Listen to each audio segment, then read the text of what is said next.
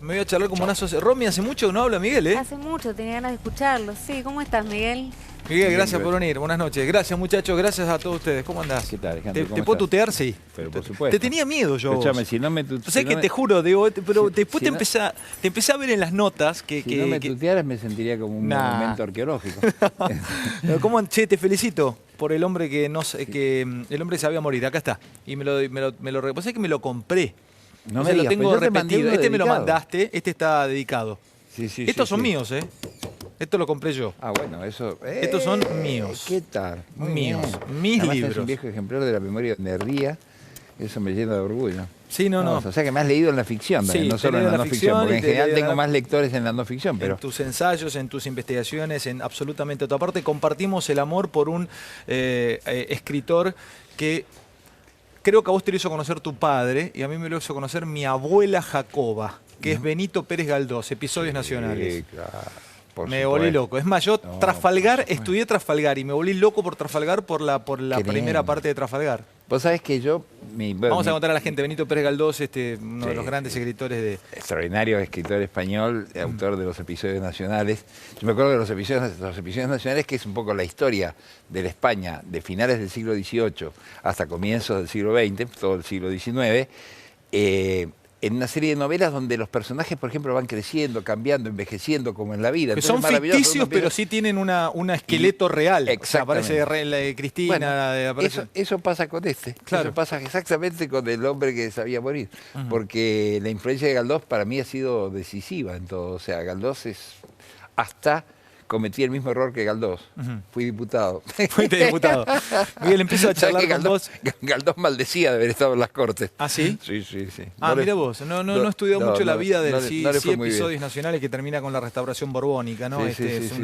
Son muchísimos esos libros. El que los quiere encarar va a tener tiene por lo menos 2 años de lectura. Y sí, ¿Eh? había una edición, había por lo menos creo que 3 tomos de Aguilar, ¿te acordás? De los que de papel Sí. Biblia, esos que eran, o sea, que tenían comprimidos miles de páginas. Escúchame, Miguel, te quiero decir algo.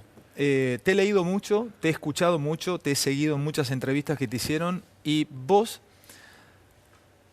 resistís el archivo de haber dicho cosas cuando todos pensábamos que podían pasar, pero no. Digo, vamos a hablar un poquito de tu pasado, pero, por ejemplo, vos empezaste a ver que había como una especie de contrabando de pasado o había como una especie de relato, capturaste el relato, te diste cuenta que el kirchnerismo utilizaba un pasado heroico, una construcción de un pasado heroico que vos no veías que no estaba, o sea, y te diste cuenta que se choreaba mucho, ¿no? Bueno, eso fue un dato central porque desde mi punto de vista, dicho sea con los compañeros que pueden creer, digamos, creer de manera religiosa, no con los sinvergüenzas, con los que pueden creer de una manera casi religiosa, chorear no es de izquierda, digamos. Chorear no, o sea, de izquierda en el sentido de entender a la gente de izquierda no como perteneciente a un partido trotskista o a tal partido, Sí. a tal sigla, sino como gente que quiere cambiar el mundo, como gente que quiere cambiar la Argentina, como Sí. gente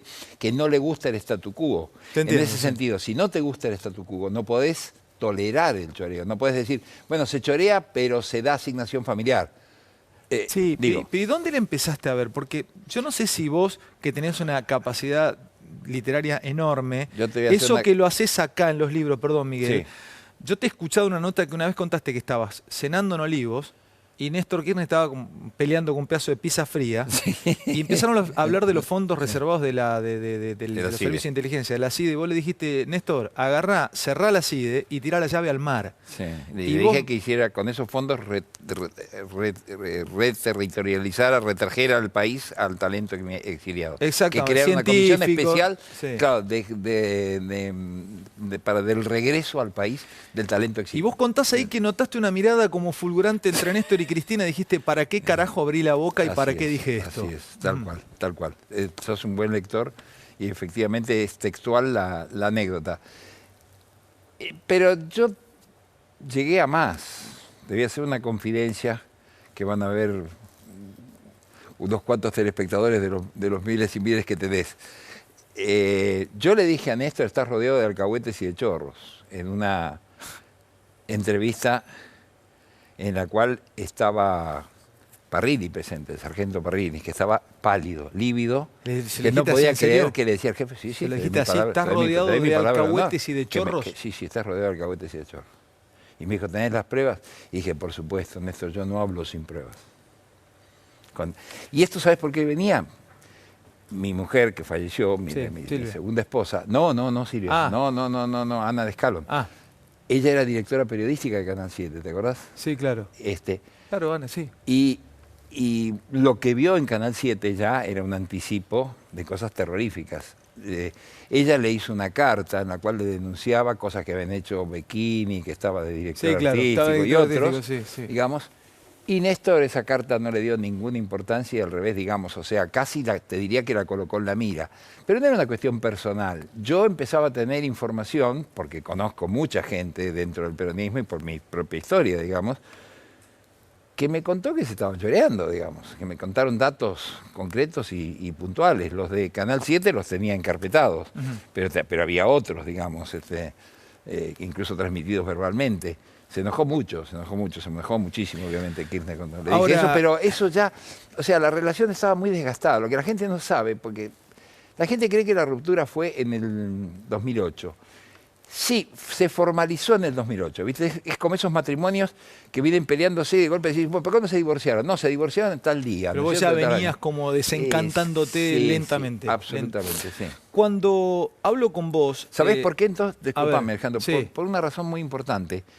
Yo creí, como un iluso, que Kirchner quería reformar el peronismo y quería hacer un frente.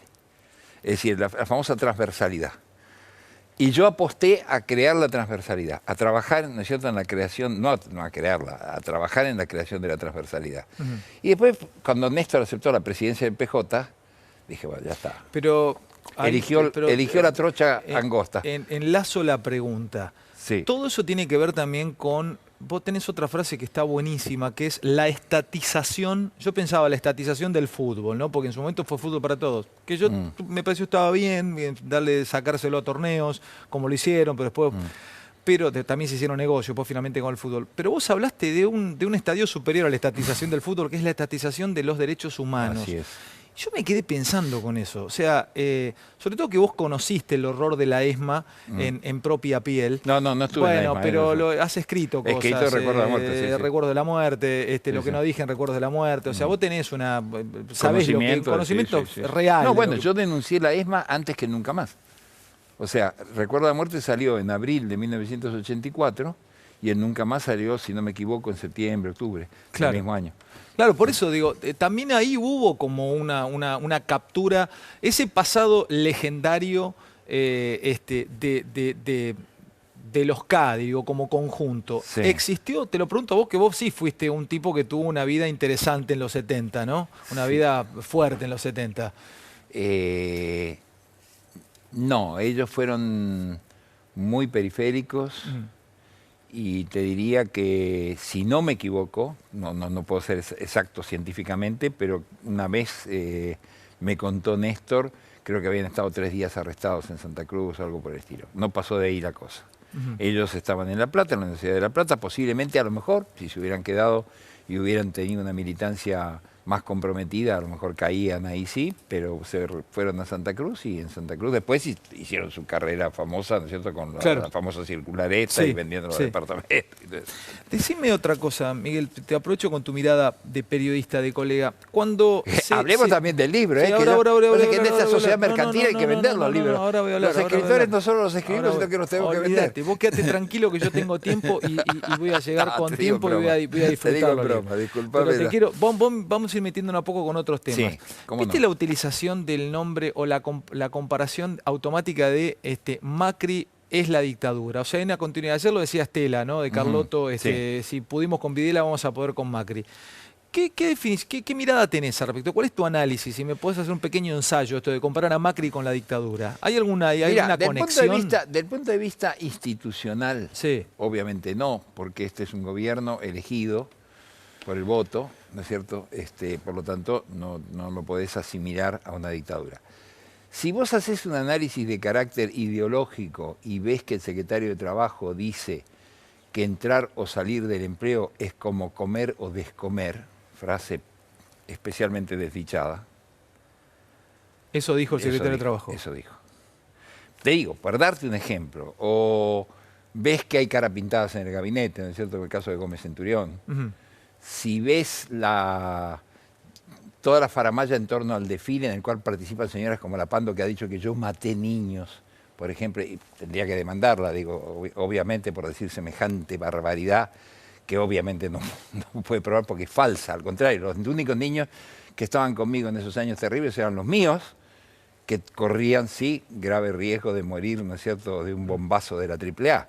Entonces, del punto de vista ideológico, creo que hay una proximidad muy grande, o por lo menos una mirada que permite que la extrema derecha, que son, digamos, por ejemplo, esos militares que han publicado una lista ahora, ¿no es cierto?, y demás, reaparezcan y pidan que los ex militantes montoneros, por ejemplo, vayamos presos, para que se equilibren los tantos, y entonces después se dé la reconciliación y la paz por vía de liberar a todos, ¿entendés? ¿Me explicás? Y esto Sí. es una medida... Ahora, el gobierno evidentemente no lo dice de manera clara, pero cuando el propio presidente de la Nación duda sobre si los desaparecidos fueron 30.000 o fueron 8.000, y dice que el tema no le interesa, y genera, evidentemente... O sea que ahí ayúdame a encarar para no caer en la... A ver, ayúdame...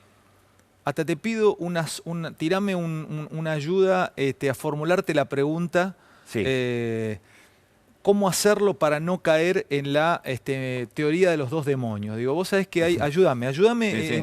enséñamelo. No, ¿Cómo te pregunto cuál es la Preguntalo. autocrítica Yo te de tu contesto. generación? Sí. Mirá, ¿sabes por qué? Porque en Memoria de la Muerte... Sí, recuerdo. Vos, recuerdo de la muerte, perdón, vos contás Sí. que una de las cosas que le decís creo que tu hijo más chico, que es Camilo, le decís, ojalá que no se repita Mi que hijo más no chico tengas... tiene 3 años. Bueno, Aclararle a la Camilo, audiencia. ¿qué edad tenía ahí? Camilo tiene 3 años. No, Camilo, tiene 3 años, tiene 3 años, bueno. Tengo un hijo de 3 años. Ahí está. O sea, fíjate vos que en vez de matar a los chicos, los produjo. Bueno, pero vos le decís a Camilo o expresás Sí. que no querés que él viva, que su generación No, viva claro. lo que tu generación No, vivió. se lo dije a Federico, mi hijo mayor. Bien, entonces Sí. mi pregunta es esta, Miguel.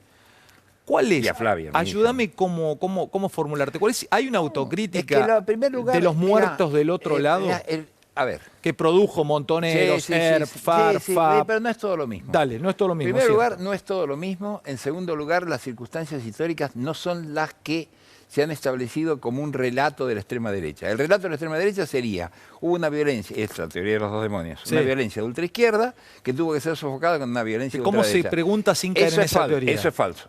Eso es falso. ¿Por qué? El 16 de junio de 1955, aviones de la Armada y aviones de la Fuerza Aérea bombardearon la ciudad abierta de Buenos Aires en un hecho sin precedentes en toda América Latina, sin que mediara guerra civil ni convencional. Bombardearon y ametrallaron la ciudad, hecho del cual se habla muy poco. Es la gran cenicienta de la historiografía argentina, es el bombardeo del 16 de junio de 1955. Y ese sí podría ser, evidentemente, un comienzo de una era de violencia en la que nuestra generación vivió. Nosotros vivimos las proscripciones del peronismo, vivimos la Guerra Fría, vivimos la guerra contrainsurgente desatada por Estados Unidos a partir de... Bueno, este libro, El hombre que sabía morir, habla mucho de la CIA, justamente, Sí, y de bueno, lo que la CIA hizo, y de lo que la CIA hace. Es de un avión que cayó. Ahora vamos a hablar Sí. de libros. No, pero te quiero decir, o sea... Pero no, entonces la violencia no la provocaron Yo los te lo pregunto, un montoneros. tipo nació en el 71. La violencia no la provocaron los montoneros. La violencia en este país la provocó el Estado siempre, en función de la defensa de los intereses del poder económico. Con la Semana Trágica, Hipólito Yrigoyen. Pero siempre hubo una reacción Con la Patagonia de violencia, rebelde. Pero siempre hubo una reacción de violencia ante la violencia. No había otro camino. Siempre había que oponerle violencia a la violencia. No, Miguel. bueno, pero lo que pasa es que en un momento determinado no hay otra solución. Cuando de los caminos democráticos están cerrados, yo no digo que se debe operar, ¿no es cierto?, militarmente, al contrario. Yo he sido siempre un funcionario de la democracia, Sí, yo he sido siempre. jefe de prensa del Al Fresculi. contrario, sí. Y vos siempre fuiste un tipo de la mirada, de la rama política, Pero sin podríamos decir, en ningún- Montoneros. no, Al sin contrario, sin siempre ningún lo has lugar a dicho, duda. estuviste en contra de la No, lucha más, armada. Mi ruptura Sí, sí. en Montoneros se Es da porque estabas en contra de la lucha porque armada. exacto, porque dije, muchachos, hay que dejar la lucha armada. Dejémoslo claro. esto, Nada más sí. lo dije además por una razón. No es que estaba en contra de la lucha armada, voy a ser preciso. Estaba en contra de la lucha armada en ese momento porque yo decía, se está produciendo una huelga general en Argentina por primera vez. Están reconstruyéndose algunas agrupaciones políticas. hagamos un gesto no hacia los militares, sino hacia ese sector social y digámosle, señores, nosotros vamos a dejar las armas para que ustedes no sean perseguidos, no sean, ¿no es cierto?, digamos, señalados como subversivos y demás, porque eso es lo que suele ocurrir, y vamos a hacer un gesto claro para que prospere el proceso democrático en la República Argentina. No me hicieron caso. No tienen bola. Al no darme bola, me te fui. fuiste. Así fue. Este libro que tengo en mis manos, que es el libro, el último libro, El hombre que sabía morir, aquí lo tengo, de Miguel Bonazo. Ustedes ven que es un avión que cae, ¿no? Es un avión que cae y que yo lo voy a empezar a leer el fin de semana, pero leí de qué trata. Acá hay historia de espías, hay historia de Mossad, hay historia de CIA, hay historia de un tipo desaparecido que vuelve al ruedo. Es un libro muy interesante para que ustedes ingresen a un mundo que Bonazo describe y que por lo menos a mí me hizo ir a estudiar, que es el criptopoder. El criptopoder es una terminología planteada, es un ensayo planteado por Norberto Bobbio, un politólogo italiano, que habla que toda sociedad democrática, todo gobierno democrático tiene un poder encriptado que subyace debajo de lo que vos y yo podemos entender y podemos saber, que son poderes económicos, servicios de inteligencia, cosas oscuras que las sociedades democráticas y los gobiernos democráticos tienen y que sin embargo no sabemos su existencia. Bueno, este libro, esta novela, El hombre que sabía morir, describe mucho de ese criptopoder. Por eso la hace fascinante. Por lo que he leído y las críticas del libro, aquellos que se han metido, dan ganas de leerlo. Describime de qué trata y describime también de eso del criptopoder. ¿Qué es el criptopoder? ¿Todo AFI es criptopoder? ¿Todo CID es criptopoder o no? Bueno, no te puedo dar un informe científico riguroso, Sí. pero evidentemente la forma en que fue concebido y en que se sigue operando, evidentemente sí. Yo estoy hackeado, por ejemplo. ¿Cómo está hackeado? Sí, entran. Los sigo en la computadora, o sea, cada 2 por 3 se producen ralentamientos especiales, maniobras raras. Tengo una denuncia presentada ante Casanero hace ya como 3 años, que no prosperó, que no ha prosperado. Digamos, yo estoy absolutamente seguro y tengo datos que he hecho pruebas incluso para ver si me escuchaban o no me escuchaban, si había micrófonos ocultos, si había micrófonos cercanos. Estoy escuchado. Estoy seguido. ¿Y eso qué es? Es un poder que sigue estando Sí, es un poder que está en la sombra. Un poder que está en la sombra. Claro, bueno, Y que va a estar siempre. El operativo de Gendarmería, la Operación X y todo lo demás, ¿viste? Es el espionaje social, digamos. O sea, el Estado espía y bueno, después puede llegar a circunstancias terroríficas, digamos. O sea, el caso Nisman podría estar dentro del criptopoder. Porque fíjate de qué trata el libro, ¿no? Agosto de 1976. El Jet Falcon se estrella a pocos kilómetros de Acapulco. Aparentemente los restos destrozados suman 3 cuerpos. Aparentemente los restos destrozados suman 3 cuerpos. Los de 2 tripulantes y el del pasajero que contrató el vuelo, un banquero judío argentino que hace negocios a la vez con el Mossad y con montoneros. Después salta al 89, una hermosa joven, hija del magnate, desaparece en Cancún. El hombre que sabía morir recibe la noticia en un rincón de Cuba y decide resucitar. Bueno, ahí ya también entran los narcotraficantes de México. Está todo mezclado. Todo es criptopoder. Todo ese poder que subyace y que sabemos que está y que se condensa en esta novela. Te olvidaste ¿no? un nombre importante, Pablo Escobar Gaviria. Está del juego. Está en el juego Pablo. Claro, y está del juego de la Operación Greyhound, que existió, que fue la mayor operación que cuenta el libro. La cuenta como novela, ojo. Que Sí. la gente no piense que es un libro más periodístico mío. Es una novela donde yo deliberada y tramposamente hago parecer lo que es ficción como no ficción y lo que es no ficción, o sea, datos verdaderos, Como como ficción. si fuera ficción. Le hago una trampita al lector, a ver si el lector las va descubriendo. Por ejemplo, este hombre que ven acá, ¿es Greiber o no? Pregunta. ¿Y lo voy a saber cuando termine el libro? No te lo puedo decir porque si te digo eso, mato el libro, lo Tenés descabezo, razón. lo canibalizo. Tenés razón. No te puedo contestar Matás eso. tu propio No, libro. no, Matás tu no, propio eso libro. no. Por ejemplo, ¿el caso Nisman podría ser criptopoder? Sí, claro, sin duda. Yo creo que Nisman fue asesinado, obviamente. Ujú. Y además pienso que Nisman pertenecía al Mossad del mismo, como Estiuso. ¿Te suena? ¿Sí? Jaime. Sí. Bueno, él me amenazó con otro libro mío, Lo que no dije en Recuerdo de la Muerte, ¿viste? Sí, En la sí. revista Noticias, en el primer reportaje que concedió, me amenazó personalmente a mí. Y ahora lo veo como una estrella por tribunales, digamos, y bastante reporteado. Echame una O sea, cosa. con muchas notas. Te pregunto algo de... Más notas que yo. Le han hecho más notas. Sí, en el último tiempo, sí. Y eso que Stirso no escribe, ya, ni Digamos, un informe. espero siquiera. que algún día quiera mano a mano, sería interesante hacer un mano a mano. Sería Escúchame, interesante, sí. pregunta de política. Después del asesinato de Rucci, ¿no? Donde queda definitivamente dividido el peronismo, ¿se volvió a unir en algún momento el peronismo o esa No, fragmentación el no se peronismo, unió? el peronismo tiene una fragmentación que es histórica. Cuando muere Eva Perón, Ujú. yo he tenido la suerte, Alejandro, no sé si es una suerte o ya viene siendo una desgracia porque tengo unos cuantos años. Tantos como tenía el general cuando regresó al país, mira vos, Sí. parece mentira. Pero he visto mucho. En mis charlas con don Héctor Cámpora, cuando yo fui su El secretario presidente de que no prensa, fue. Acá está. exactamente, Este es otro gran libro de Miguel, acá lo Gracias. tengo. Este es un libro del 90 y algo, ¿no? en 97. 97. Presidente que no fue. Es un gran libro sobre la historia de Cámpora. ¿Qué me decías? Don Héctor me contó que cuando muere Evita, él cae en desgracia. Este era Cae republicano, en ¿no? desgracia. Era un hombre realmente que lo que quería era un peronismo democrático, un peronismo republicano. Él se enoja muchísimo cuando Tecer, que era un tipo siniestro, un poco un antecedente de López Rega, pero en los 50, cuando Tecer hace la reforma con otros personajes del PJ, hacen la reforma de la circunscripción de las circunscripciones de la capital y demás, para realmente reducir el voto radical y aumentar el voto justicialista, ¿no es cierto? Con lo cual los deja a los radicales prácticamente casi fuera del Congreso.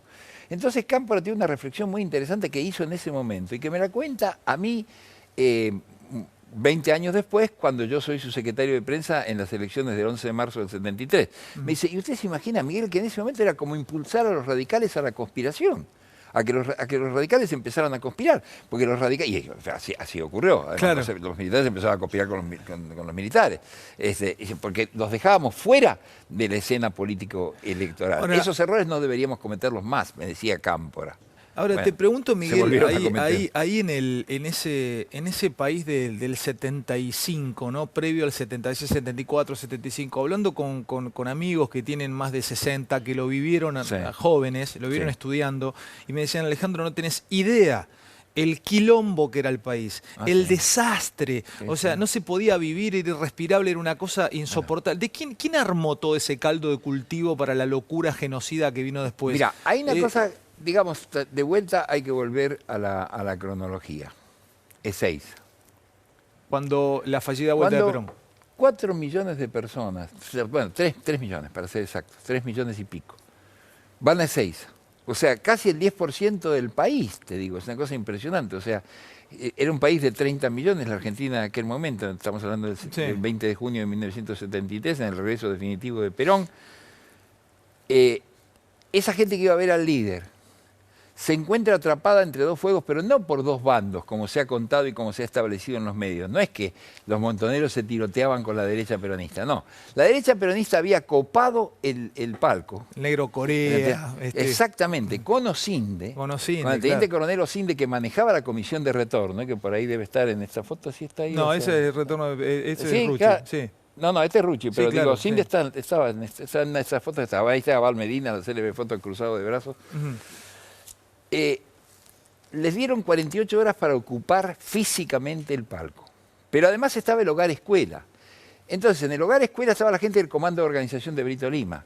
Y digamos, se tiraron entre ellos. O sea, la derecha peronista se tiró entre ellos y pareció que fue una confrontación. No. Entonces, la columna sur, que venía de La Plata, que era de la juventud peronista que respondía, digamos así, políticamente a montoneros, o sea, Sí. la JTP, la JUP, la JP, etcétera, queda atrapada entre esos dos fuegos en el momento del tiroteo. O sea, yo estuve en Ezeiza, yo vi Ezeiza, yo estaba con mi compañera, con Silvia, mi compañera histórica, la madre de mis dos hijos mayores, y le pegué un empujón y dije, guarda que viene el malón. O sea, porque la gente, cuando empiezan, digamos, los tiros, la gente retrocede violentamente, Claro. como eso, y corres el riesgo no de morir de un balazo, corres No, el riesgo de morir aplastado. atropellado Claro. por la multitud, ¿viste? Y me hizo una pregunta que es antológica. ¿Qué? ¿Llegó el viejo? Y digo, no, nos están cagando a tiros. Entonces, Ezeiza. Ezeiza marca un proceso de violencia que la crítica, en todo caso, que yo hice internamente dentro de Montoneros, nunca debió responderse con violencia. O sea, esa crítica debió responderse políticamente con movilización. El gran error que comete la conducción de Montoneros es en 1974, cuando clandestiniza los frentes de masas. Es decir, los frentes de masas no tenían que pasar a la clandestinidad. Aunque eso hubiera supuesto que muchos compañeros que quedaban en la superficie fueran asesinados, porque de todas maneras lo fueron, por la AAA. ¿Sabés cuántos muertos hubo en el gobierno constitucional de María Estela Martínez Cartas de Perón? 1500. En un año y medio. Bancame que quiero hablar unos minutos más. Sí. Aquí tengo algunos de los libros de Miguel. Este es el último. Aquí está. Lo vuelvo a mostrar. El hombre que sabía morir. Se los recomiendo. Ya estamos a casi miércoles. Un libro para empezarlo este fin de semana. Está dedicado. Muchas gracias, Miguel. Ahora un poquito más de política, un poco más de actualidad y de periodismo. Quiero hablar después del corte con Miguel Bonazo. Hablar de periodismo. Este es un maestro de periodistas y además un grandísimo escritor. Estamos con Miguel Bonazo. Este es su último libro. El hombre que... aquí lo tienen, acá. Ahí está. Ahí lo puedo mostrar. A la 2. Sí. El hombre que sabía morir. Muchísimas gracias a Miguel que me ha traído este...